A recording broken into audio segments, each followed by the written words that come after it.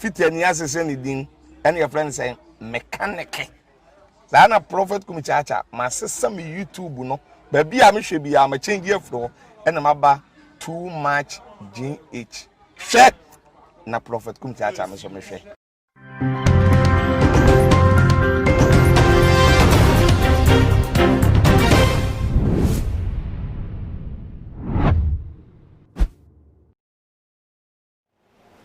Memo akwa bashonko eba to my GHS so meeting edina na ama obuso na sabre so trending issues and mede ebesomo ewe fidi so na meko ensem no so ebuso for efida eye yivra former president Rawlings what one ananum ewo ensie do no enkomodo do na nia enim asesa edi akọ ne ho ensem atese ye de aye enkaye aye kai na brabo bebo wo wiase na dwuma wodi ye Ghana ha amemu mu ne de keka ho na ne niam no ye de krese Ghana mu nya na tese edi abrebo sabre ade ato ye ni nanso ne kromufo aye from mountain from mo say Ghana mu nya de emum nanso wo mo de ne tehie ankasa tese yo mo ba sabre wato ne nti wo mo entimi enye arebo ne te na Ghana fonia ebi wo mo de no so mo move a step ahead and that's wo mo kom deeper na wo nche se ampa de esi wo man brecha ato no ahye wo mo pa na we ya me de esum no na me part se voter region for sabre wo mo de abetu dwa se wo mo de hye ye wo masase eba Rawlings sabre wato na nanum ewo ensie do no womo pe kwan sonkokra womo de be kai no atese ebeye enunam hye de amano ninti kwan womo afaso anaso womo susu de abeto abonten ene se womo oye madwen se womo de enkabo mu ebe nante ewo eye voter region akwantepo akese ewo ho se ne be ya ye Ghana fo obia ebe hu se aye abrabudie mu en womo na abrabudie mu so no womo ehye womo eba no enwonyam na ebusa fo yenim se former president Rawlings no wo ye obia voter region de ho na se ankasa ne maame a wo no ye Madam Victoria Agboti a wonye ni baby ko egusu mienu entem ni no sa voter region ho en wo free ne kura wo fi so ankasa aye zelukokpe eno no ewo ketu region ninti na sisi ano se ketu so ewo voter region so dia na say voter region ya na asem kese atu wo ninti eno enanam so Ketu municipal district impenifo awomo eda no womo atena se esusu ho na womo ade ato eye nipa womo ewo ho na tese womo nya womo aye adwen process sa de womo to di memorial work in honor of the NDC no womo ede beba na tese womo nante eye voter region kromu te se Ketu South Agbozume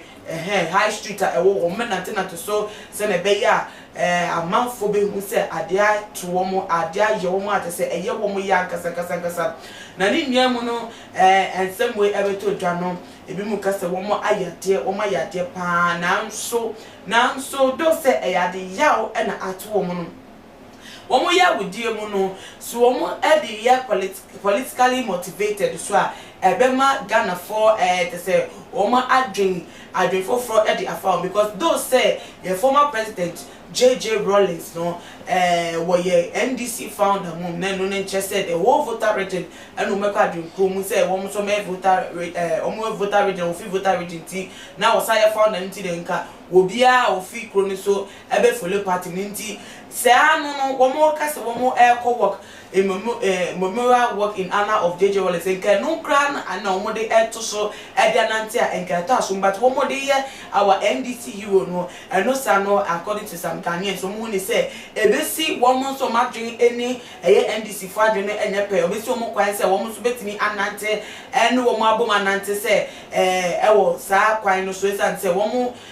those are NDC founder mum but Ghana munya adehye eno ware mampeni epen and we go on my Ghana so pen and enye say woto ye no NDC fo nkwa na say wo munsu dey ado wa final party no Ghana munsu no wa serve enti Ghana for enia na esu no enti so wo ye no politically motivated and no sa na say enti ye na enti chemu bi ebebe musa enti na eno no enkoboata ebi muso ka say oh so omo ka ne sa oyo peni ana awo free mu no no onye mampeni nti so omo ka ne sa so omo kro no obetimi aka say majority omo free voter region no NDC members nti so omo ka say omo work in memory and in honor of omo NDC flag bearer, that's omo NDC founder. Na no enye asem kese bia nti yenu ntum se na esifa etie na so ni niemu no wo hwe efoni etwegu art se omo abo omo ho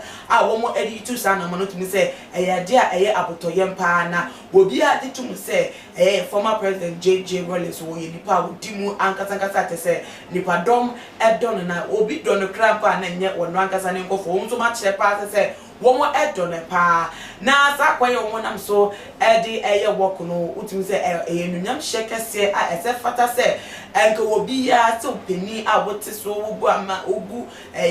constituency bi kana se we MP na we president kwampa se ye follow sa anamon se na be ya who wait no ubenya enkaye anase nkofo mechira odose because me sure say former president Rawlings we enjoy good legacy anase wanya ne pabi ewo ebra no wote ase a eganipa enya no wodose wo bepebre na wetimi edi etu anama anante ewo ne dimu ewo ne nyonyam hyemu enkebe ya dia enka emba so but say would live a worthy life na ate say or serving you my as a serve ekroyi enua no eno na nam so ama nipa hu say sabra we fimu no ehu behia so machine nyonyam omo be kai no ewo pastor kotu a wo mo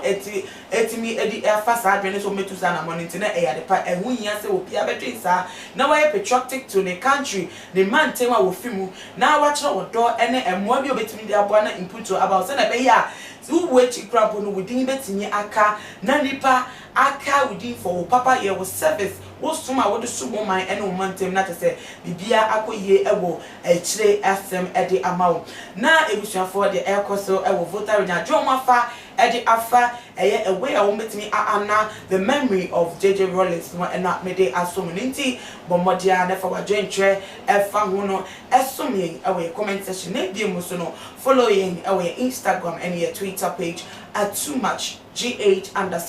Facebook also @toomachgh. Nana ama obusua enumdi nyame ye yadoma ye be sign edi eshapi makram. Too much GH. We did that say Japan. A break and best TV. Me share too much GH chat. The move for. Hey, almost sports and as entertainment. Hey, the move for. Munko so show mo. No anybody GDB. Madam, I say love you. Too much GH. We boy what? Shout out to your fans and everybody who is watching Too Much GH. Me dey the Isaiah Kodwampo. We betumi afem the great tempo. Mbring. One man come on here Too Much GH. Too much GH. Mu too much. Na me so me I'm more fire. Too much GH. Many have come and many have gone, but you are a great Kankambuka ability, worth being beheld by every optical nerves. That saith the papacy. Keep watching Too Much GH